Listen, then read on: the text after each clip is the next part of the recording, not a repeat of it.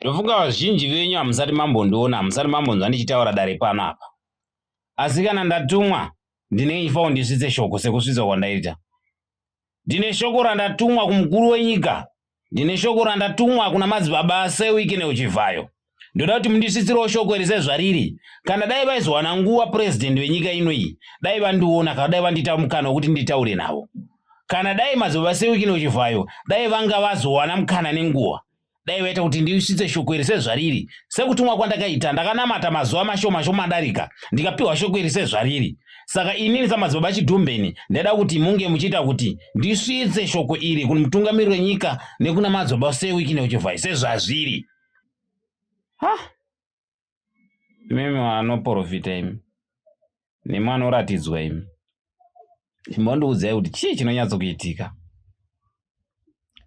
Sei musingambooniwo iniwo kachongo inini zvangu? Munongoona chete vatungamiriri wenyika chete, munongoona chete vana Sewiki neUchivhayo chete vane mari, munongotumwa shoko renyu koko chete kuwana vane mari chete. Hamumbotumwe kwatiriwo isusu, munongoona chete kumusoro kune mari. Handisi kuti hamuoni, kuona munoona but chimboprofita vanhu vari mbudziya uko, chimboprofita vanhu vari kudotito.